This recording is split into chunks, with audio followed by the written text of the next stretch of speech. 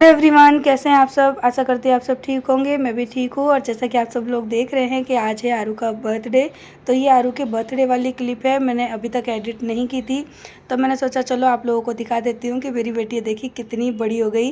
क्योंकि आप में से मेरे इतने सारे व्यूवर हैं जो आरू को बचपन से देख रहे हैं, जब आरू 4 साल की थी। क्योंकि तभी मैंने ये ना 4 या 4.5 साल की थी, तभी से मैंने व्लॉगिंग शुरू की थी।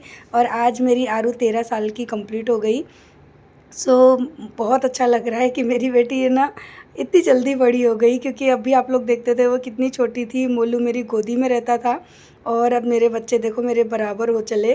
तो काफ़ी अच्छा लग रहा है। और आज पहली बार ना आरू का बर्थडे इस तरह से मन रहा है कि घर में काफ़ी लोग हैं, वो भी ओनली फैमिली मेम्बर। तो यहाँ पे मेरी सासू माँ भी आरू को टीका कर रही हैं, क्योंकि हमारे वहाँ पर ना बच्चों को रिवाज है ये टीका वगैरह करना। और आरू को आज 100 रुपीज़ भी मिले अपनी अम्मा की तरफ से। और हम लोग देवरानी जेठानी और आरू के कुछ फ्रेंड्स हैं, सब ने मिल के बर्थडे मनाया। हालांकि हम लोग बर्थडे मनाने वाले नहीं थे, लेकिन आरू बोली नहीं मम्मी, बहुत सालों से मेरा बर्थडे नहीं मनाया। तो मैंने कहा चलो सिंपल सा ही। देखो हम लोगों ने कुछ कपड़े वगैरह भी चेंज नहीं किए हैं, बस हमने ना आरू की खुशी के लिए। क्योंकि आरू ने बोला कि मम्मी सब फैमिली मेम्बर हो जाएंगे और मेरे कुछ फ्रेंड्स को बुला देना, हम लोग आपस में ही बर्थडे मनाएंगे। तो मैंने कहा ठीक है, जैसा तू बोलेगी वैसा ही मनाएंगे। तो यहाँ पे आरू का आज सब लोग टीका कर रहे हैं। ये दोनों मेरी जेठानी है, ये राजा की मम्मी, वो खुशी की मम्मी, यानी जो बगल में अभी जिनका घर बन रहा है ना वो वाली। और यहाँ पे सास भी मेरे घर में ही मेरे साथ ही रह रही है। अब आप लोगों को तो पता पड़ ही गया है। तो यहाँ पे सब लोगों ने मिलके आरू का जन्मदिन मनाया। ये देखो पता है यहाँ पे क्या चल रहा है, दोबारा टीका लगा के और अपनी वीडियो शूट करवाई जा रही है, फ़ोटो खिंचवाए जा रहे हैं। क्योंकि पहले मैंने बोला कि आपकी वीडियो अच्छी नहीं बनी है, तो उन्होंने बोला कि लाओ मेरी वीडियो फिर से अच्छी सी बना लो। तो यहाँ पे मैं उनका वीडियो शूट करवा रही थी दोबारा। और उसके बाद सब लोगों ने टीका किया। उसके बाद आरू केक कटिंग करेगी। केक की वीडियो पता नहीं शायद है कि नहीं, मैं तो वही भूल गई कि केक की वीडियो किसी ने शूट की भी थी या नहीं। उसके बाद आरू के ये सारे फ्रेंड हैं, और ये जो है ना हाथ ऊपर कर रहा है, भाई इसी ने है ना सारी ऑर्गेनाइज जो भी किया था ना, कि हम ये लेकर आएंगे वो खाना लेकर आएंगे। क्योंकि मेरे पैरों में ना आज बहुत ज़्यादा दर्द था। इतना दर्द था कि मैं, मेरी जेठानी जैसे बैठ के सब चीज़ दे रही है ना, मैं इस तरह बैठ भी नहीं पा रही थी। तो मैंने बोला कि दीदी मैं तो बर्थडे नहीं मना पाऊँगी। तो उन्होंने बोला चल कोई बात ना, बाहर से चीज़ें मंगा के वो बच्चे का बस मन रख देंगे। तो यहाँ पे क्या है कि बस आरू के लिए तो इतना किया, आरू खुश हो गई। और उसके सारे फ्रेंड्स, और ये है राजा की बहन ब्राउन टी शर्ट में। तो ये सब लोग हैं, और ये है राजा। और देखो केक काटने की वीडियो किसी ने शूट नहीं की, और राजा देखो केक कितना सारा लेके प्लेट में खा रहा है। मैंने बोला बेटा किसी और के लिए भी छोड़ दे, तो बोलता है पहले मैं। और मेरी जेठानी है ना वो चली गई है किचन में, क्योंकि आज उनने बनाई थी सब्जी, मिक्स वेज की सब्जी बनाई थी, कि शायद आलू टमाटर की बनाई थी मेरी जेठानी ने, राजा की मम्मी ने। और मैं यहाँ पे बस दीदी दे रही हैं, यहाँ पे खाना पीना कर रही हैं। और मैं जाऊँगी अब किचन में दीदी के साथ, क्योंकि वो अकेली हैं। तो मैंने कहा चलो दीदी अब हम लोग सब मिलके खाना पीना बनाते हैं। और बच्चों को तो हमने नाश्ता वगैरह ही करा दिया था। और ये मेरी जेठानी की बेटी, यहाँ पे ना मैं उससे मस्ती कर रही थी। अब ये पता नहीं है कि मैं किस चीज़ की मस्ती कर रही थी, क्योंकि काफ़ी दिन हो गए वीडियो शूट हुए। और ये जो नाश्ता वगैरह आया है ना, ये बच्चे खुद ही लेकर आए हैं अपनी पसंद से। और ये जो भेलपूरी है ना, बच्चों ने खुद से ही बैठ के बनाई थी घर में। बोला था कि आंटी हम खुद बनाएंगे। और प्लेट्स लाना भूल गए, एक भी प्लेट्स ही नहीं थी घर में। तो मैंने बोला बच्चे तुम लोग ऐसे चीज़ें लाओगे? बोले आंटी क्या करें, हम भूल गए, हम तो ऐसे ही खा लेंगे। क्योंकि ये सब ना आरू के स्कूल फ्रेंड हैं, और कुछ गली में भी रहते हैं बच्चे। तो कुछ ये बचपन के ही फ्रेंड है, जब आरू नर्सरी में पढ़ती थी ना तब से आरू के फ्रेंड है। और अब आप सोचोगे कि मैं अचानक से अपना लगेज लेके कहाँ चली। तो बर्थडे के दूसरे ही दिन ना मुझे निकलना पड़ा अर्जेंट में।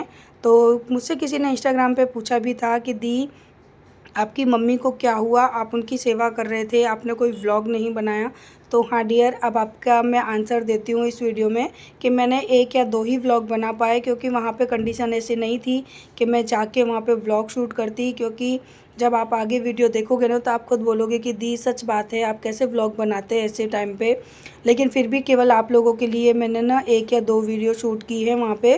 क्योंकि मैंने मेरी लाइफ में क्या अच्छा किया है, क्या बुरा किया है, मैं सोचती हूँ कि मैं उसको कैप्चर करके रखूँ, और आप लोगों तक थोड़ा बहुत जो शेयर कर पाती हूँ उसको मैं करूँ।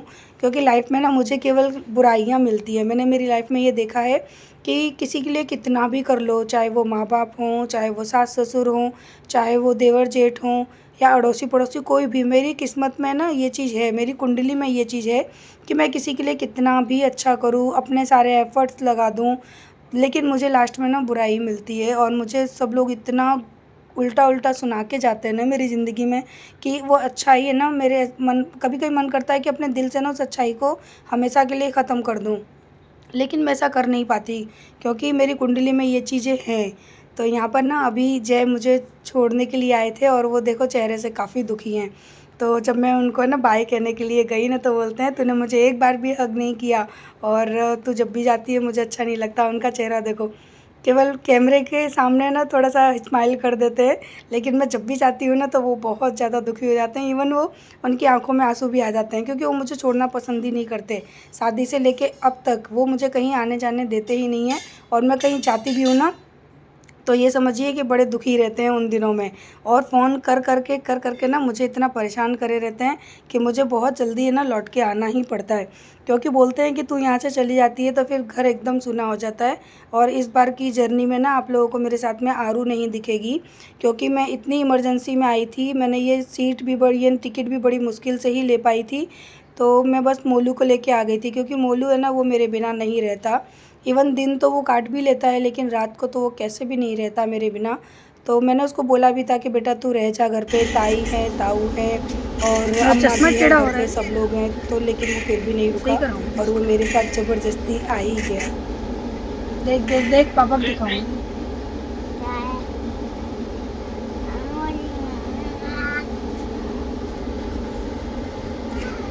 ठंडी लग रही है एसी में यहाँ पे बहुत ज़्यादा। पूरा अपने आप को हम लोग कवर करके बैठे हुए हैं, और अभी थोड़ी देर में पहुँचने वाली हूँ मैं। थोड़ी देर नहीं, लग जाएंगे 2 घंटे तो लग जाएंगे। बोलो आज बंद करना, 2 घंटे तो लग जाएंगे। अभी ट्रेन रुकी हुई है स्टेशन पे, कुछ दिखाई नहीं देगा एकदम। जो ये कांच है ना एकदम ब्लर ब्लर से हो रहे हैं। पकड़ मेरा चश्मा, फोटो खींच, ये पैर नहीं चले, फोटो खींच यहाँ से कोने से क्लिक कर, ये वाला ये जो होता है ना पॉइंट, ये क्लिक कर, फिर से कर, हिला मत आगे। तो स्टेशन से आने जाने की, घर पहुंचने की मैंने इस बार कोई भी वीडियो शूट नहीं की। क्यों, आरू होती तो एक बार को वीडियो शूट कर देती। मेरा तो बिल्कुल भी मन नहीं था कि मैं वीडियो शूट करूं। तो ये दूसरे दिन की वीडियो है। मैं घर पहुंच गई थी, और ये जो मेरे साथ में आपको दिख रहे हैं ना ऑटो में, ये मेरी मौसी और उनकी बेटी हैं। ये आए हैं कोटा से मम्मी को देखने के लिए। जी हाँ, वहीं कोटा जहाँ की मैं गई थी, और मैंने एक वीडियो व्लॉग भी बनाया था। तो मैं इनके ही घर पर गई थी जब मेरे मौसा जी की डेथ हुई थी तब। तो आज मौसी और दीदी को लेकर ना मैं जा रही हूँ हॉस्पिटल, क्योंकि मेरी मम्मी जो हैं वो है एडमिट। तो मैंने आप लोगों को कुछ बताया नहीं था, क्योंकि अब मैं क्या बताती, मेरे घर में ही कुछ प्रॉब्लम चल रही थी। आप लोगों ने सब देखा, शिफ्टिंग वगैरह, घर बनना, बहुत सी और भी चीज़ें थी। अब हर चीज़ मैं सोशल मीडिया पे क्या शेयर करूं।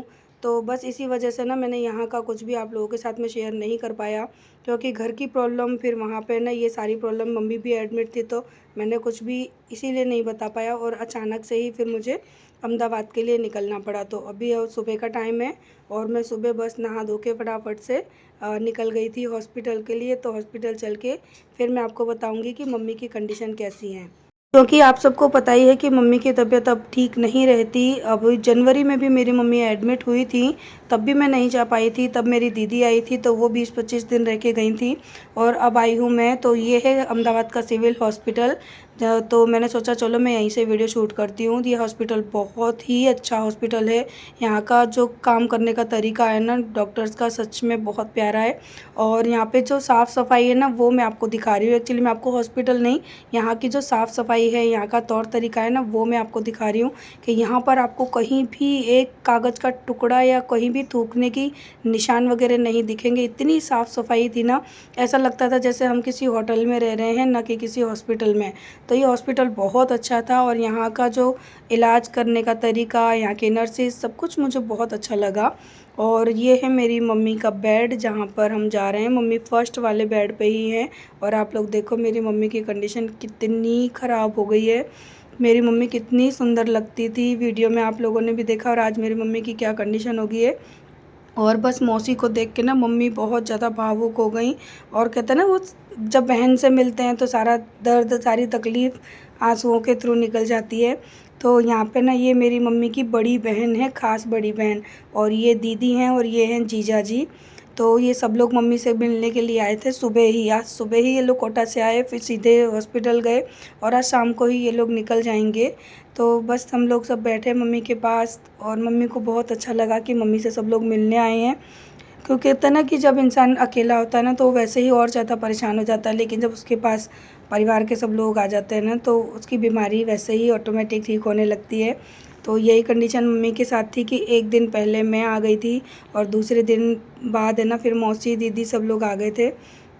और मम्मी की हालत आप लोग देख सकते हो कि पहचान में ही नहीं आ रही कि ये मेरी वही मम्मी है जिनको आप व्लॉग में देखते थे। और मम्मी इतनी अच्छी लगती थी, रंग रूप सेहत सब मम्मी की ख़राब हो गई है। लेकिन बस वही है कि धीरे धीरे मम्मी ठीक हो जाएंगी। तो मैं यहाँ पर रही थी 10-12 दिन मैं रही थी, लेकिन बस 12 दिन में मैंने एक ही व्लॉग शूट किया था, वो भी बस आप लोगों को दिखाने के लिए और बताने के लिए।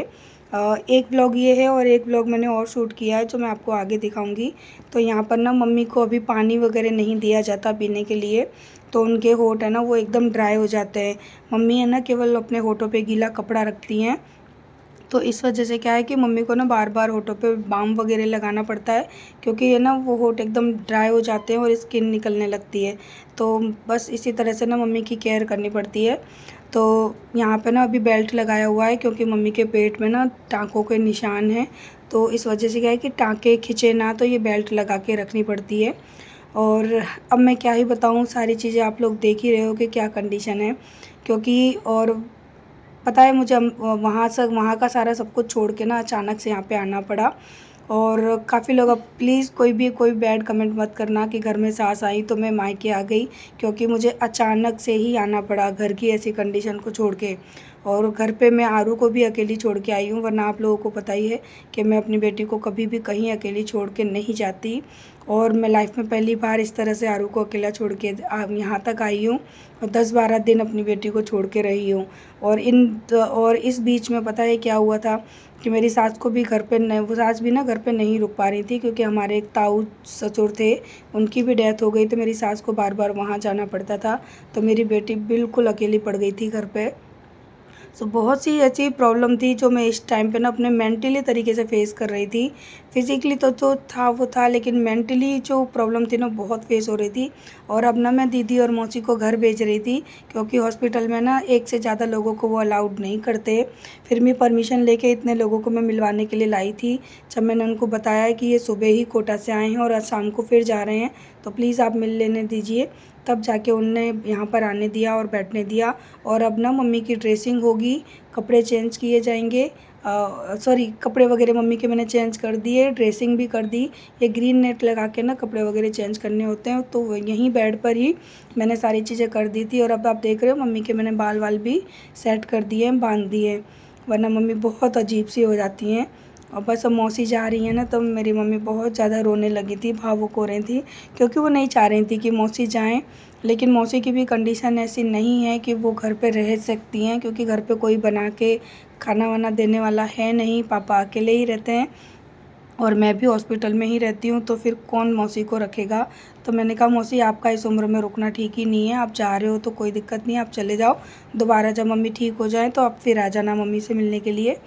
तो बस इसी वजह से मम्मी थोड़ी और ज़्यादा उदास हैं, क्योंकि मौसी आई और थोड़ी बस 1-2 घंटे बैठी थी मम्मी के पास, और फिर मौसी भी परेशान होने लगी हैं। उनको ना मेरी तरह पैरों की जो तकलीफ़ है ना, वो मौसी की और मेरी सेम है।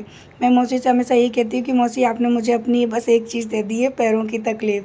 जो तकलीफ़ मुझे रहती है ना, वो सेम प्रॉब्लम मेरी मौसी को है। तो कहते हैं ना कि जेनेटिक चीज़ें कहीं ना कहीं घूम फिर के ना आपके आसपास आ ही जाती हैं। और मैं कहीं न कहीं देखना मैं अपनी मौसी जैसी ही दिखती हूँ। अब मेरी मौसी काफ़ी एजिड हो गई है ना, तो वो चीज़ दिख नहीं रही है, वरना मेरा जो फेस कट है, हाइट बॉडी है ना, वो मेरी मौसी से ही मिलती है। और रीना दीदी जो खड़ी है ना, वो भी देखो ऐसा लग रहा है ना कि हाँ मेरी बड़ी बहन है, क्योंकि मैं भी जब मोटी हो जाऊँगी ना तो मैं ऐसी ही दिखूँगी जैसी मेरी दीदी और मौसी दिख रही हैं। और कहीं न कहीं अब मैं बहुत मोटी हो भी चुकी हूँ, तो मेरा जो बॉडी स्ट्रक्चर है ना, वो मेरी मौसी पे ही जा गया है। तो आज मैं आपको दिखाती हूँ कि मैं किस पे गई हूँ, मैं गई हूँ अपनी मौसी पे। और बस मैं मौसी जा रही थी तो मैं भी उनसे मिल रही थी, क्योंकि क्या पता फिर हम दोबारा कब मिलेंगे। और मौसी भी इतनी दूर रहती है ना कि हम लोग उनसे बार-बार नहीं मिल पाते, क्योंकि मेरे घर से कोटा बहुत दूर है। और इतने मैं बहुत सालों बाद कोटा गई थी, 2 साल पहले, और उसके बाद फिर मौसा जी की डेथ हो गई तब गई थी। अब देखो फिर कभी जाऊंगी जब मम्मी ठीक हो जाएंगी ना, तो दीदी की बेटी की शादी है, तब हम मम्मी के साथ जाएंगे। तो अभी बस यही वाला मेरा व्लॉग था। और अब बस आप लोग मम्मी को ही देख रहे होंगे ना कि मम्मी की कैसी कंडीशन है। पूरे दिन मम्मी को ड्रिप चढ़ती रहती है, क्योंकि मम्मी को डायबिटीज़ भी है और ऑपरेशन हुआ है। काफ़ी टाँके आए थे पेट में, 17-18 से ज़्यादा टाँके आए थे। सो वो सब चीज़ें मैं आपको नहीं दिखा रही हूँ, क्योंकि आप लोग देख भी नहीं पाओगे। और अभी ना मम्मी को चलने में भी प्रॉब्लम होती है, ना मम्मी कुछ खाती हैं ना पीती हैं, बस उनको ऐसे ही है ना ड्रिप चढ़ती रहती है और वो बैठी रहती हैं। सो अभी देखिए मैंने मम्मी के कपड़े वगैरह चेंज किए ना, तो मम्मी मेरी काफ़ी अच्छी लग रही हैं, क्योंकि मैं जब आई थी ना तो पूरे बाल खुले हुए और अजीब। हम जा रहे हैं हॉस्पिटल से घर। ऑटो नहीं मिला, थोड़ा चलेंगे पैदल, फिर ऑटो ढूंढेंगे। हाँ बिल्कुल चामुंडापुरी के हॉस्पिटल है ये। तो अभी मैं और मोलू हम दोनों चल रहे हैं पैदल हैं। मोलू की नानी की तबीयत अभी बिल्कुल भी ठीक नहीं है, बिल्कुल भी। बट भगवान की दया है कि मैं उनसे मिल ली और वहाँ के सारे काम, सारी टेंशन छोड़ के यहाँ भाग के आई मैं अचानक से। और क्या बोलूँ, ज़िंदगी में पता नहीं क्या क्या देखने मिलेगा। भगवान कुछ भी देखने दे, माँ की तबीयत ख़राब हो ना वो ना देखने दे, बस ये चीज़ है ना सबसे भारी होती है।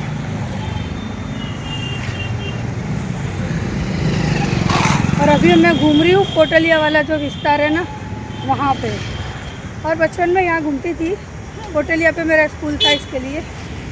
चलो अभी ऑटो पकड़ेंगे, फिर आपसे बात करेंगे।